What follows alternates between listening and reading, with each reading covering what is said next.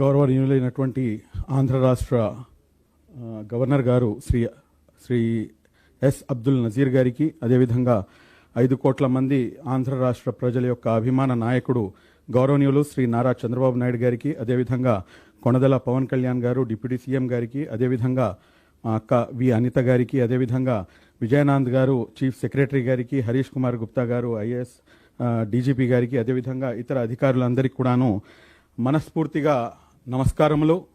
అదేవిధంగా good evening to all of you and సత్ శ్రీ అకాల్ అండ్ ఆల్సో నమో బుద్ధాయ and last but not least అస్సలాము అలైకుం వరహమతుల్లాహి వబర్కాతు.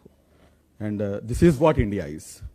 This is what India is and this is what we're looking for.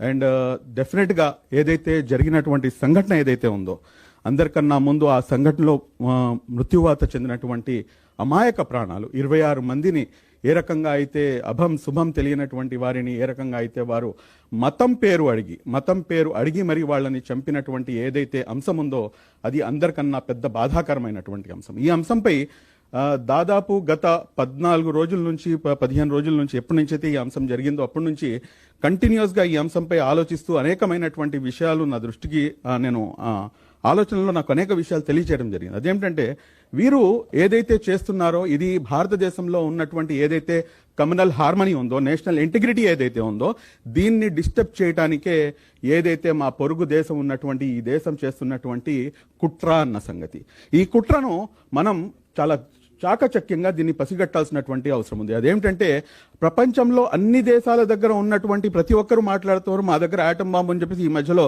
ఈ పసికున అయినటువంటి మా దాయాది దేశం వీడు కూడా భయపెడుతున్నాడు.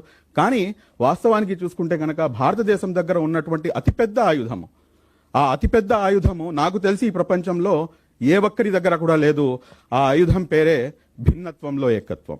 ఆ భిన్నత్వంలో ఏకత్వం ఇదే ఈ దేశ ప్రగతికి రాష్ట్ర ప్రగతికి మూల మంత్రం అన్న సంగతి ప్రతి ఒక్కరికి కూడాను అర్థం చాటి చెప్పాల్సినటువంటి అవసరం ఉంది. ఈ రోజున భారతదేశం మొత్తం ప్రపంచానికి ఆ విషయాన్ని చాటి చెప్పింది.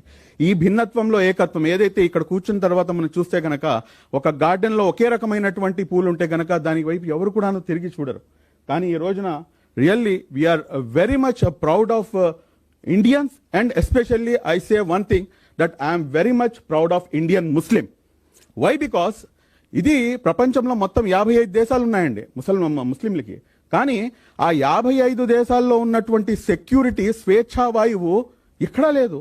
ఇక్కడ ఉన్నటువంటి స్వేచ్ఛావాయువు మరొక దేశంలో నాకు దొరకడం లేదు. ఇక్కడ ఉన్నటువంటి ప్రతి ముస్లిం కూడాను దాన్ని మనస్ఫూర్తిగా యాక్సెప్ట్ చేస్తున్నటువంటి పరిస్థితి.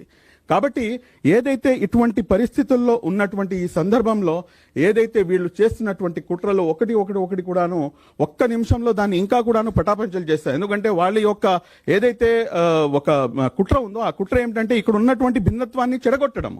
ఒక పార్లమెంట్లో నుంచొని ఒక పాకిస్తానీ సెనేటర్ మాట్లాడేటటువంటి మాటలు ఏమిటంటే ఏదైతే ఒక అంశం ఒక 3 శతాబ్దాల పాటు జరిగినటువంటి అంశాన్ని మరలా దాని గురించి మాట్లాడుతూ బాబరీ మసీద్ గురించి అక్కడ ఉన్నటువంటి ఒక పార్లమెంట్లో ఉన్నటువంటి ఒక మహిళా పార్లమెంటేరియన్ పాకిస్తాన్లో ఉన్నటువంటి మాట్లాడుతుందంటే నాకు అర్థం కాలేదు. ఎందుకంటే భారతదేశంలో ఉన్నటువంటి ముస్లింలు మేము దానికి స్వాగతించకపోయినా కానీ గౌరవించాము.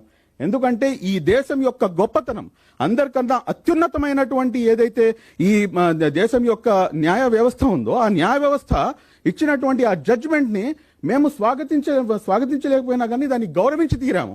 ఇది భారతదేశం యొక్క చరిత్రలో ఇది చరిత్ర పునాదుల్లో ఇది ఉండిపోతుంది. ఇంత పెద్ద అంశం యొక్క అంటారు మీకు ఇది వచ్చిన తర్వాత కూడాను ఎవ్వరు కూడాను రోడ్డు మీదకి రాలేదు. ప్రతి ఒక్కరు కూడాను దాన్ని యాక్సెప్ట్ చేశారు. కానీ ఈ రోజున వాడెవడో అక్కడ కూర్చొని వాడు మమ్మల్ని ఉసుగొల్పుతున్నాడంటే ఏంటి దీని వెనకాల ఉన్నటువంటి మర్మం? దాని తర్వాత అతి ముఖ్యమైనటువంటి అంశం, నాతో పాటు ఇక్కడ సిక్కు సోదరులు ఉన్నారు. సిక్కు సోదరులు మా దేశంపై దాడికి రారు అని చెప్తారు. అంటే ఎందుకు అంటే ఆ గురునానక్ సాహెబ్ గారు జన్మించినటువంటి స్థలం అది కాబట్టి వారు ఇక్కడికి రారు అని చెప్తున్నారంటే వారి యొక్క కుట్ర చాలా స్పష్టంగా ఉంది. వారు మమ్మల్ని డైరెక్ట్గా ఏమాత్రం కూడాను ఎదుర్కోలేరు. భారతదేశం తెలుసుకుంటే కనుక 24 గంటల్లో మొత్తం అఖండ భారతదేశం వైపుకి మనం అడుగు పెట్టవచ్చు ఇన్షాల్లా.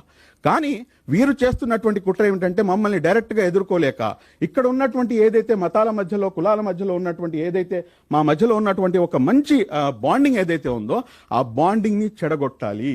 ఏ రకంగా అయినా కానీ చెడగొట్టాలి అనే ఒకే ఒక్క అంశంతో వీరు చేస్తున్నారు. నిన్న విక్రమ్ మిస్త్రీ గారు కూడాను ఇదే అంశాన్ని నిన్న మీడియా బ్రీఫింగ్లో చెప్పడం నిజంగా నాకు చాలా ధైర్యాన్ని ఇచ్చింది. నేను ఈ సందర్భంగా ఏదైతే ఈ జరిగినటువంటి ఈ అటాక్ ఉందో దీన్ని ముక్త కంఠంతో, వితౌట్ ఎనీ డౌట్, ఎందుకంటే ఏదైతే మతాన్ని నేను ఆచరిస్తున్నానో ఆ మతం నాకు ఇస్తున్నటువంటి సందేశం అయితే మటుకు ఖచ్చితంగా ఇక్కడ చెప్పాల్సినటువంటి అవసరం ఉంది.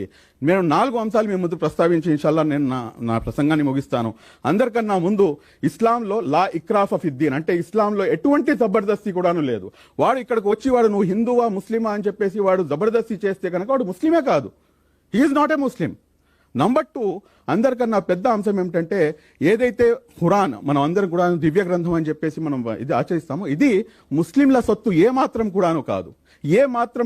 ఇది మొత్తం మానవాళి కోసం ఇది పంపించబడినటువంటి మార్గదర్శకమైనటువంటి గ్రంథం. ఇది కేవలం ముస్లింల సొత్తు ఏ మాత్రం కూడాను కాదు. ఇది ముస్లింలు కూడా గుర్తుంచుకోవాల్సినటువంటి అంశం. 3వ అతిపెద్ద అంశము, ఎవరి పేరు తీసుకుంటే కనుక ముస్లిం సమాజం మొత్తం కూడాను తన ధనం మాన ప్రాణాలను సైతం కూడాను తృణప్రాయంగా మన పిల్లల యొక్క ప్రాణాలను కూడా తృణప్రాయంగా మేము సాక్రిఫైస్ చేయడానికి సిద్ధమైపోతాము. ఆయన పేరే కారుణ్యమూర్తి మొహమ్మద్ ప్రవక్త సల్లల్లాహు అలైహి వసల్లం. ఆయన కేవలం ముస్లింల కోసం పంపించబడలేదు, ఆయన మొత్తం ప్రపంచ శాంతి కోసం ఆయన పంపించబడ్డాడు. Last but not least 4th, ఏదైతే ఖురాన్ యొక్క 5వ అధ్యాయము 32వ చాప్టర్ సూరే అల్మైదా అంటారండి, ఆ సూరే అల్మైదాలో ఇచ్చినటువంటి ఏదైతే అంశం ఉందో ఇది మట్టుకు ఖచ్చితంగా ప్రతి భారతీయుడికి తెలియాల్సినటువంటి అంశం. ఎందుకంటే ఒక్క అమాయకమైనటువంటి ప్రాణాన్ని హరించినటువంటి వ్యక్తి సర్వ మానవుని యొక్క ప్రాణాలను హరించినట్టే, ఒక అమాయకమైనటువంటి ప్రాణాన్ని కాపాడినటువంటి వాడు సర్వ మానవుని యొక్క ప్రాణాలను కాపాడినట్టే అని చెప్పేసి చాలా స్పష్టంగా ఖురాన్ తెలియజేస్తుంది.